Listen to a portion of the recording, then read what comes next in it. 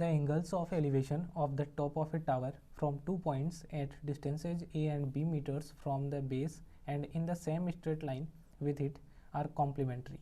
Prove that the height of the tower is square root of ab meters. तो हमें height बतानी है tower की. मान लीजिए कि ये अपना टावर हो गया और ये अपना ग्राउंड लेवल हो गया. तो यहाँ पर ये था कि जो एंगल ऑफ एलिवेशन है किसके टॉप के, यानी जब हम टॉप को देखेंगे, और एलिवेशन एंगल कब होगा, जब ग्राउंड से ऊपर की तरफ देखेंगे. तो यहाँ पे 2 पॉइंट्स से हमें देखना था, और जो 2 पॉइंट्स है वो कहाँ पे हैं, सेम डायरेक्शन के अंदर है, एक ही लाइन पे हैं और ए और बी डिस्टेंस पे है. मान लीजिए कि यहाँ से ये वाली डिस्टेंस हो गई एक तो, और एक इसके बेस से ये वाली डिस्टेंस हो गई. तो यहाँ से एक तो हमने देख लिया इसके टावर को, तो एक तो ये वाला एंगल बन गया अपने पास एंगल ऑफ एलिवेशन, और एक यहाँ से देखने पर ये वाला अपने पास एंगल ऑफ एलिवेशन हो गया. तो हमें जो ये हाइट है इसको स्मॉल h मान लेते हैं. ये वाली हमें टावर की हाइट बतानी है, इसको नाम दे देते हैं A B C D points अपने पास. तो इसके बेस से जो डिस्टेंस ये सी पॉइंट है वो तो है, इसको ए मान लीजिए, क्योंकि यहाँ पे लिखा हुआ नहीं है कि ए और बी में से कौन ग्रेटर है. ऐसे होता है कि A is greater than B, तो ए बड़ी होती तो ये वाली डिस्टेंस होती जो कि ये वाली है डी से लेके बी तक की. अब जैसे कि मैंने इसको ए मान लिया तो ये वाली कौन सी होगी, बी. तो आपकी मर्जी है, इसको ए मान सकते हैं, इसको बी, क्योंकि पता नहीं है कि कौन सी छोटी डिस्टेंस है कौन सी बड़ी है. तो इस क्वेश्चन में अपने मन से मान सकते हैं इसको किसी को भी. तो हाँ, यहाँ पर साथ ही साथ है कि जो एंगल्स हैं, एंगल ऑफ एलिवेशन हमने देख लिया कि ये वाले हैं, और ये कैसे हैं, कॉम्प्लीमेंट्री. यहाँ पे दे नहीं रखा कि ये 30 है ये 60 है. तो कॉम्प्लीमेंट्री एंगल्स कौन से थे, जिनका सम 90 हो. तो जैसे कि ये 30 होता तो ये कितना होता, 90 में से माइनस कर लेते 30 को, तो ये 60 आ जाता, दोनों का सम 90 हो जाता.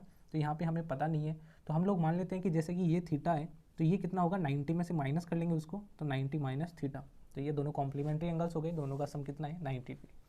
तो इस तरीके से हम लोग इसको सॉल्व करेंगे. तो हमें हाइट फाइंड करनी है. तो सबसे पहले इस वाले ट्राइंगल की बात कर लेते हैं. अपने पास 2 राइट एंगल ट्राइंगल बन रहे हैं, तो उन्हीं से क्वेश्चन सॉल्व होगा इस वाली चैप्टर के अकॉर्डिंग. तो एक तो ले लेते हैं इन ट्राइंगल. अपने पास हो गया ए बी सी, ये छोटे वाला triangle, in triangle A B C. अब थीटा के सामने एच है और ये अपने पास ए है, हाइपोटेनस का कोई रोल नहीं है. तो थीटा के सामने ये परपेंडिकुलर और ये बेस.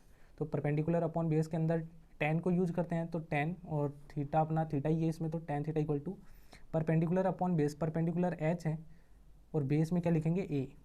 तो ये अपने पास एक इक्वेशन तो यहाँ से बन गई, tan theta equal to H upon A. इसी तरीके से बात करते हैं दूसरे ट्राइंगल की. In triangle A B D, ये बड़े वाला ट्राइंगल, तो बड़े वाला ट्राइंगल ले लिया ए बी और डी.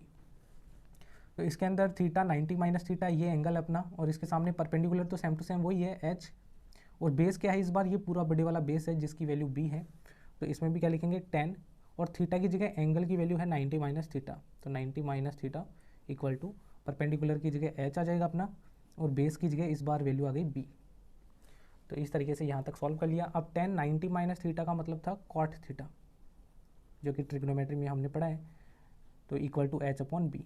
या तो आप लोग ऐसे सॉल्व कर सकते हैं, या आप लोग चाहें कि इसको भी मैं टेन थीटा के अंदर कन्वर्ट कर लूँ तो वैसे भी सॉल्व कर सकते हैं. तो दोनों ही तरीके आपको पता है, क्योंकि आपको पता है कि 1 upon tan theta equal to cot theta होता है. तो कॉट थीटा की जगह ये लिख सकते हैं.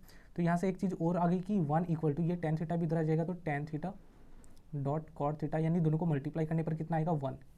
तो यहाँ से मैं फर्स्ट और सेकंड इक्वेशन को डायरेक्टली मल्टीप्लाई कर लेता हूँ. जो अपनी फर्स्ट इक्वेशन आ गई इसको मल्टीप्लाई करेंगे सेकंड इक्वेशन से. तो क्या होगा, टेन थीटा मल्टीप्लाई होगा कॉट थीटा से. तो टेन थीटा ये मल्टीप्लाई होगा कॉट थीटा से, और इधर वाले पार्ट में एच अपॉन ए मल्टीप्लाई होगा एच अपॉन बी से. तो 10 इंटू कॉट, तो इसकी वैल्यू कितनी होती है, 1 होती है. तो यहाँ पे 1 आ जाएगा, और इधर से क्या आ जाएगा, h square upon a B. तो इसको सॉल्व करने पर अपने पास क्या आ जाएगा, ए बी इधर मल्टीप्लाई में आ जाएगा. तो अपने पास H square equal to A B हो जाएगा, और यहाँ से एच की वैल्यू कितनी आ जाएगी, square root of A b meters. तो ये था इस क्वेश्चन का आंसर. या आप लोग चाहें कि कॉट थीटा को मैं 1 अपॉन टेन थीटा लिखूँ, फिर टेन थीटा को इधर ले जाऊँ, तो यहाँ से अपने पास इस तरीके से आंसर आ जाएगा. जैसे कि मैं यहाँ पर क्या लिखूँगा, 1 अपॉन टेन थीटा, फिर टेन थीटा को इधर मल्टीप्लाई करूँगा तो टेन थीटा इक्वल टू, और इधर वाला उधर जाएगा तो रेसिप्रोकल हो जाएगा बी अपॉन एच. इस टेन थीटा की जगह मैं वैल्यू रखूँगा एच अपॉन ए, यानी कि एच अपॉन ए लिख दूंगा इसकी जगह पे. तो ये दोनों पार्ट आपस में इक्वल करोगे तो एच स्क्वायर इक्वल टू आ जाएगा ए बी. तो एच इक्वल टू वही square root of A B आ जाएगा. इस तरीके से भी आप लोग सॉल्व करेंगे तो यही आंसर आएगा. तो उम्मीद आप लोगों को ये क्वेश्चन अच्छे से समझ में आ गया होगा. हमें यही प्रूफ करना था कि जो टावर की हाइट है वो कितनी है, square root of A b meters है.